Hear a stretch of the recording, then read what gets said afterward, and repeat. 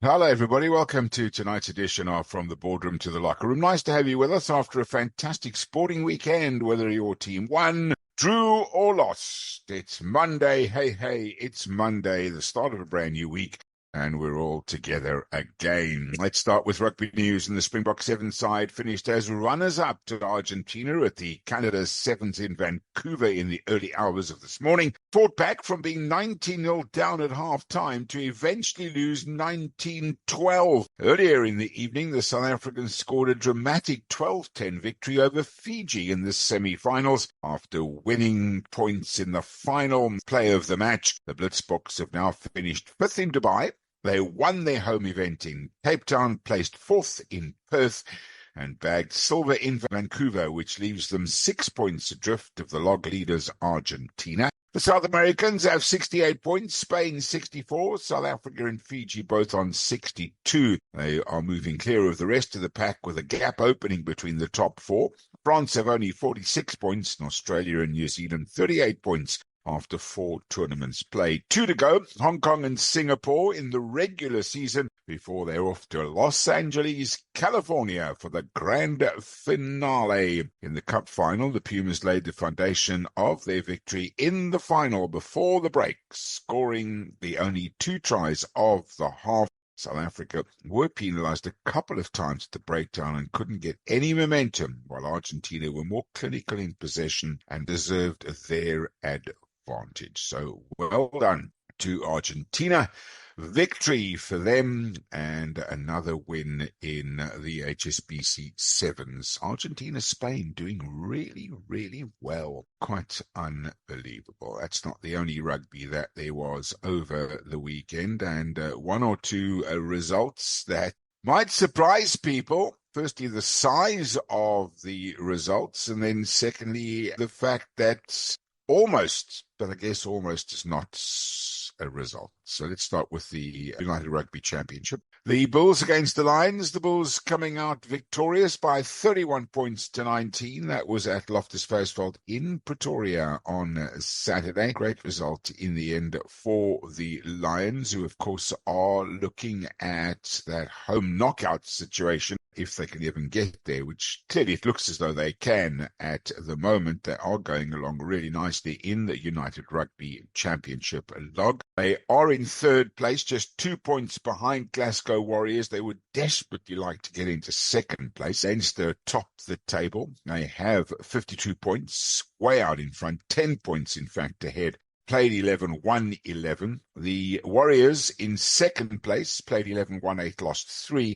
Same for the Bulls, just that bonus point and points difference counting in the Glasgow Warriors' favour, with the Sharks a game in hand but 6 points adrift. So the Bulls cemented in third and right on the cusp of second place in the group. And of course, loads of matches to come this weekend. Munster play Edinburgh on Friday evening, while Zebra play Dragons. And then on Saturday, another derby. It's the third week of derbies in South Africa. The Lions against the Sharks and the Bulls against the Stormers. This time a repeat of the match at Cape Town Stadium, this time at Loftus. So the Bulls against the Stormers and the Lions against the Sharks. Early kickoff Lions Sharks, then late kickoff Bulls Stormers.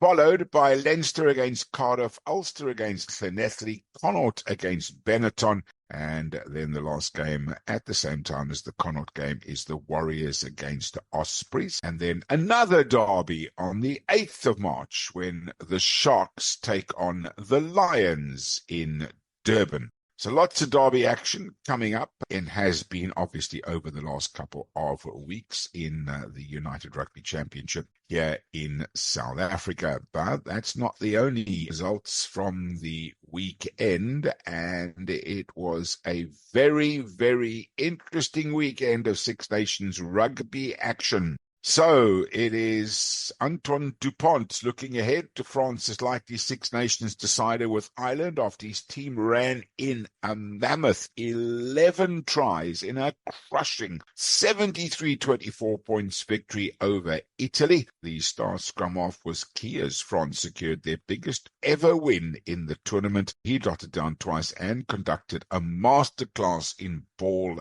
handling. The Le Bleu trail Ireland by 3 points in the Six Nations standings. Their chances of being crowned champions hinge on their trip to Dublin next month.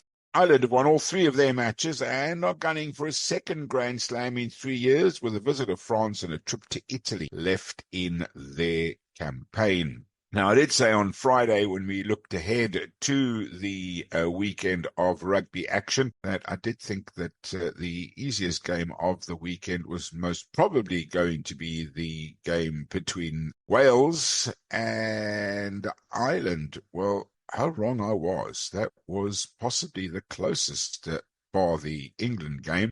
Ireland relied on Sam Pendergast's boot and super sub Bundy Aki and James Ryan to just scrape past Wales 27-18 to claim the Triple Crown and keep their Six Nations title defence on track. Coach Simon Easterby at the helm in the absence of Andy Farrell, who has been seconded to take the reins of the British-Irish Lions Tour of Australia, had gambled on 7 personnel changes for the match at Cardiff's Principality Stadium in the name of squad rotation. After victories against England and Scotland, Ireland were given a scare before condemning Wales to a 15th straight test defeat by pulling away in the final quarter of what was an enthralling match, arguably the best game of the entire weekend. The other game, albeit closer in terms of points scoring, Finn Russell missed the last gasp conversion as England did just enough to end a run of 4 straight Kolkata defeats by Scotland, a 16-15 win at Twickenham on Saturday that maintained their Six Nations title hopes. Scotland outscored England 3 tries to 1, but crucially co-captain Russell was off target with all 3 conversions.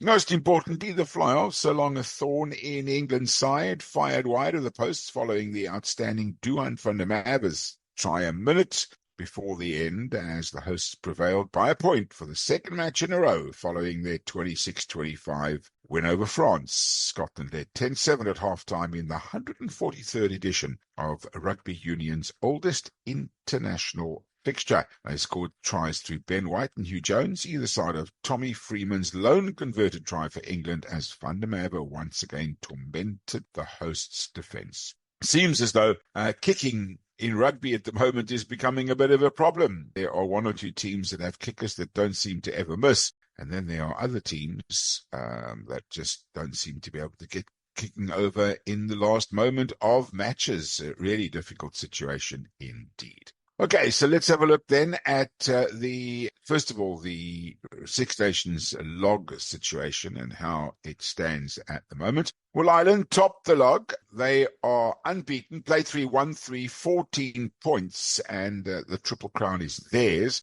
Then France in second place, they have 11 points, and England have 10. So there's still an opportunity for both of those 2 sides to still win this competition. But a victory for Ireland over France in their next game, and that will be it. All over bar the shouting. The Irish will once again be crowned champion. The fixtures still to come. Ireland-France on Saturday, the 8th of March. So a break coming up this weekend. Ireland-France on the 8th of March, Scotland-Wales that same day in the evening, and then on Sunday, England against Italy. And after France's resounding victory over the Italians, I guess England will be confident of a big victory there. And then the following week, the final matches of the weekend, all being played on the Saturday, the 15th of March. Italy play Ireland, Wales play England, and France play Scotland. So those matches still to come. And it is going to be a big weekend in 2 weeks' time for the Six Nations competition. Right, let's move to cricket now, and what a weekend it was. Let's start, first of all, with yesterday's result and a victory for India over Pakistan, but it was all about Virat Kohli, an unbeaten 100 to lead India to a 6-wicket win over arch-rivals Pakistan and pushed the title holders to the brink of elimination from the Champions Trophy. Chasing 242 for victory, Kohli hit a boundary to seal the match with 45 balls to spare and register his 51st one-day international innings, that is, after an innings which also saw him pass 14,000 runs in one-day international cricket. Pakistan have lost both their matches and will need Bangladesh to beat New Zealand today to have any chance of staying in contention for a last 4 spot.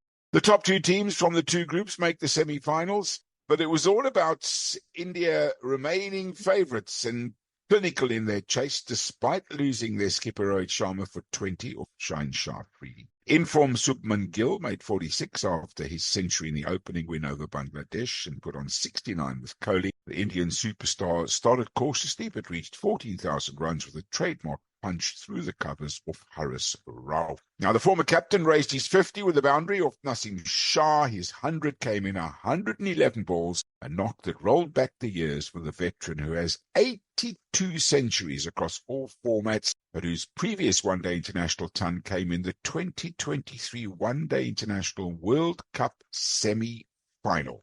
What a performance by the Indians, and victory for them over Pakistan. But what a game on Saturday. England captain Jos Buttler does not feel he has limited options in bowling, but wants his bowlers to stop leaking boundaries that ease pressure on their opponents after Saturday's loss to Australia.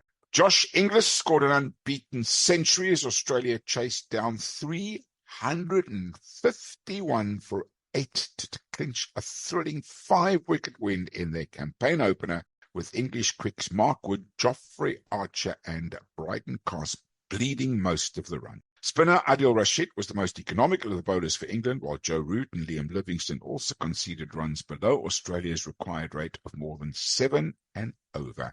England had Australia under pressure, with the 50-over world champions losing 2 early wickets, but the game turned on its head as Inglis and Alex Carey built a 146-run partnership for the 5th wicket. England play Afghanistan on Wednesday. They need to win that one. What a game it was. You would have given Australia no hope at the interval.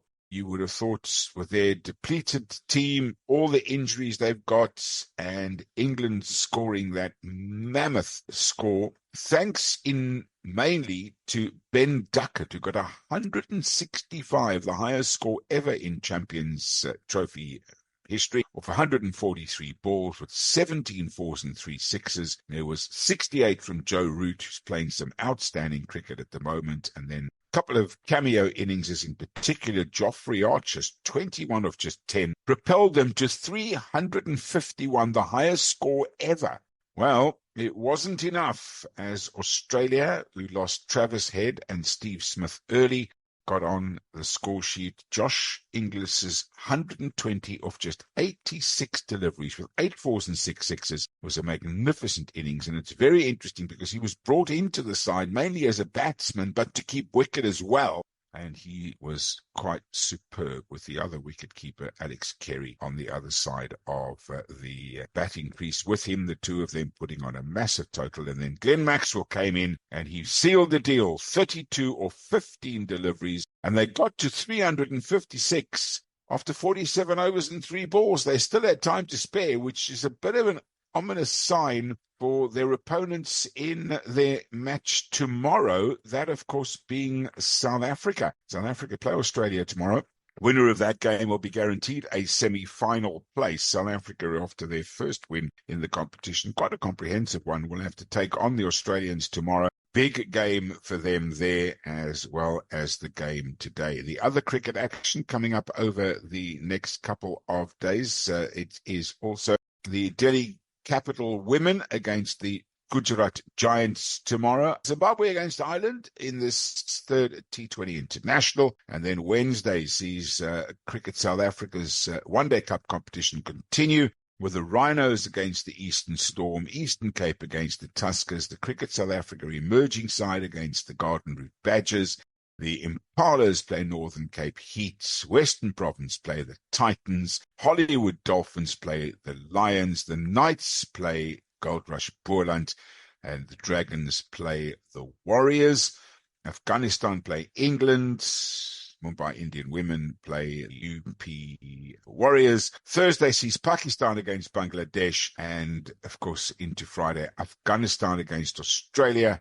And then on the weekend, lots more action, which we will discuss with you in Friday's preview show. But as far as results over the weekend are concerned, the Northwest Dragons beat the Lions They scored 310 for 6, did the Dragons, and bowled the Lions out for 249. No results due to inclement weather between the Titans and the Dolphins.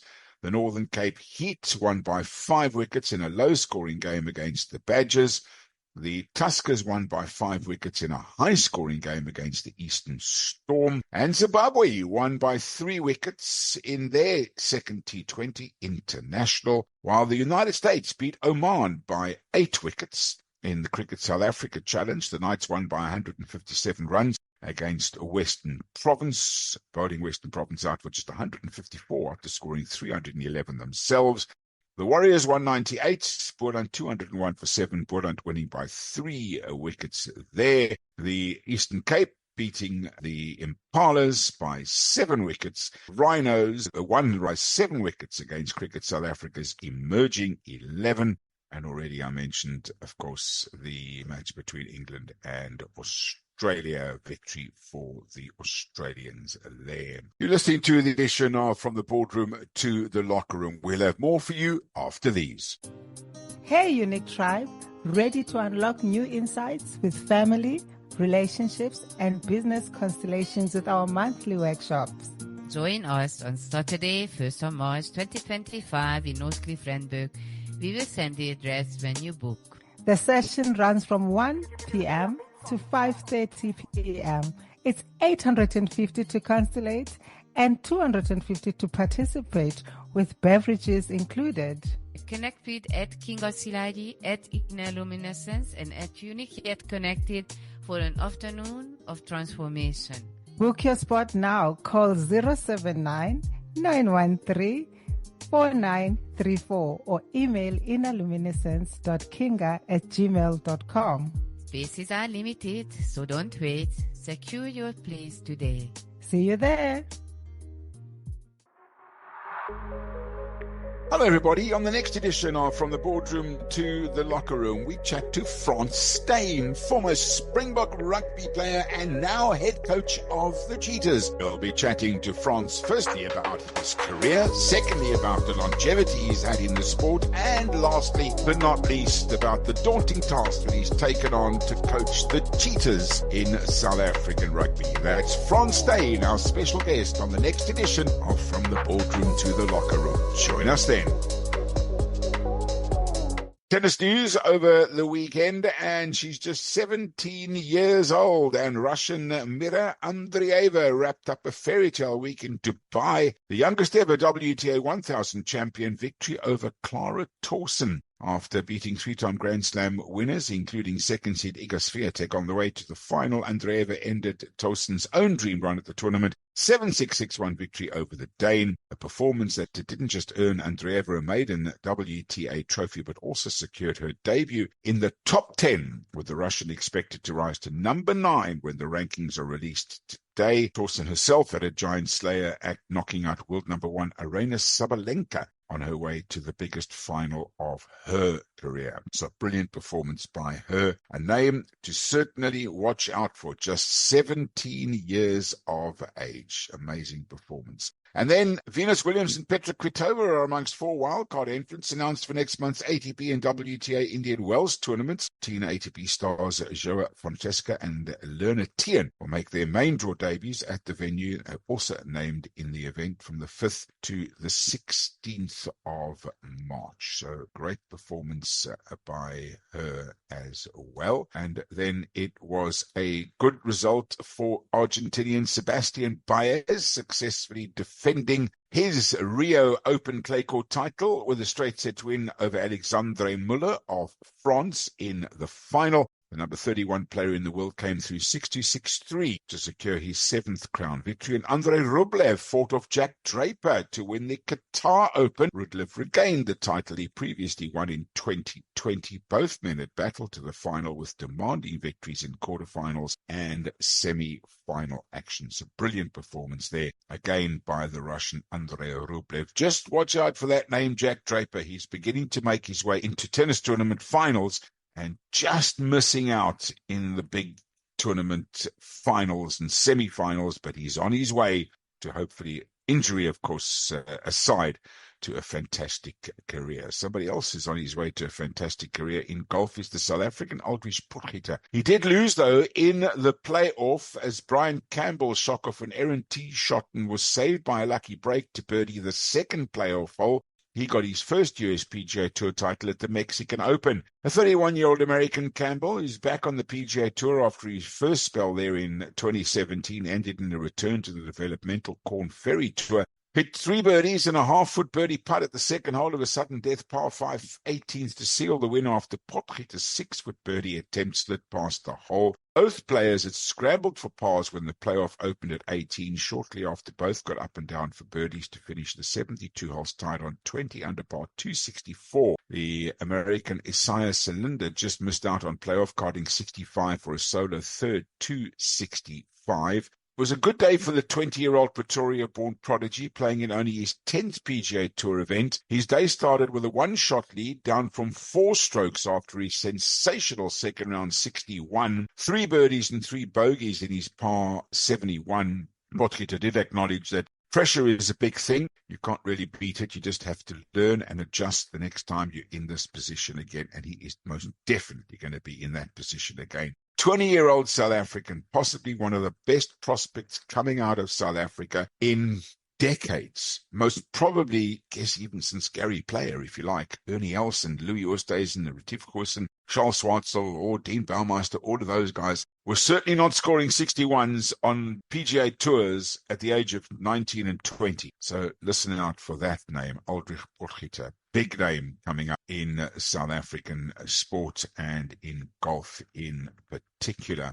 Now, let's turn our attention now, shall we, and go off the fields of play, shall we, and talk about some canoeing, because it was obviously the annual Dusi Canoe Marathon. Decent crowds, final day of the event, Maritzburg to Durban, and spectators were there. Carnival atmosphere all along the routes, and as predicted, multiple Dusi winner and former Maritzburg College pupil Andy Burkett easily won on the final day, securing his 15th title and setting a new record. Burkett said Quella had put pressure on him throughout the race. At one stage, he saw Quella over his shoulder and he said to himself, oh no, that was crazy. But on day 3, if you like, his opponent, his counterpart, perhaps completely outplaced Bonella Quella by the amazing Andy Burkett. In the women's race, Christy McKenzie took first place. Nikki Burkett and his wife finished second, and Bridget Hartley secured third place in the race. Both McKenzie and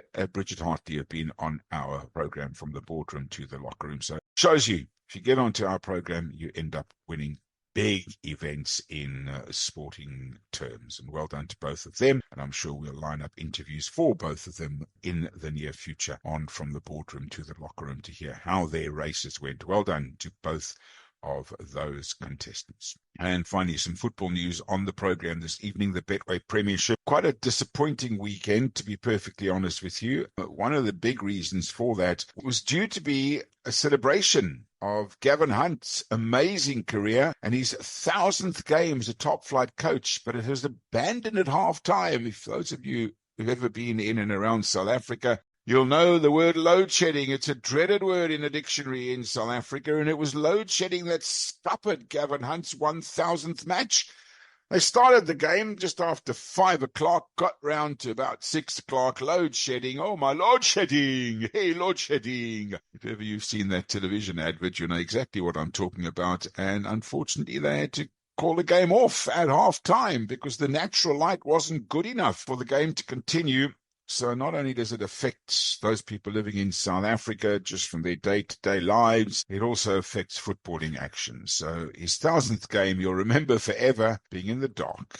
So it's as it was in the title battle between Sundowns and Pirates. Both claimed home wins. The Brazilians beat 10-man TS Galaxy 4-1, thanks to goals from Peter Salafile, Ikram Reyners and Jaden Adams, while the Buccaneers got the better of Cape Town City, coming from behind to secure a victory courtesy of strikes from Mabasa and Mosele. Both of them, of course, scoring after being 1-0 down. Saturday also saw emphatic 3-0 home triumphs for AmaZulu against Magesi, 1-0 win for Sekhukhune United away to Chippa United, and 1-1 draw between Stellenbosch FC and Richards Bay in the competition. As far as the log is concerned in the Betway Premiership, well, Sundowns way ahead with 48 points from 18 games. 3 games played more than Orlando Pirates now. Pirates on 36 points, so they could get to 45 and just 3 points behind Sundowns. So the race is not over. Sekhukhune United and Polokwane City in those Champions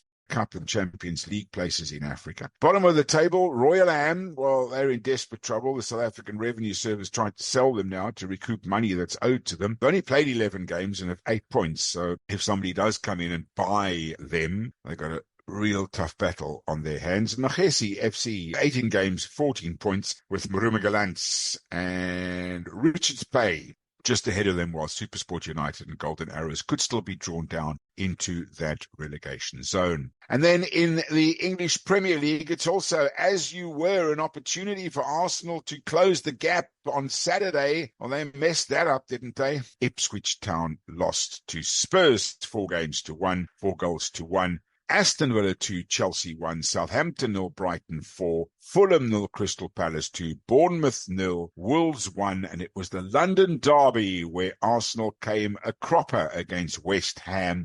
They lost by 1-0. West Ham won, Arsenal, and Manchester United 2-0 down against Everton. Terrible first half performance by them, a much better second half performance by them. Almost lost it in the dying moments of the game when a penalty, thanks to VAR, was overturned. Everton fans not happy, Manchester United fans, and Ruben Amorim breathing a sigh of relief there. Manchester United 2, Everton 2. And then yesterday, what a game between Newcastle and Nottingham Forest, a 7-goal thriller.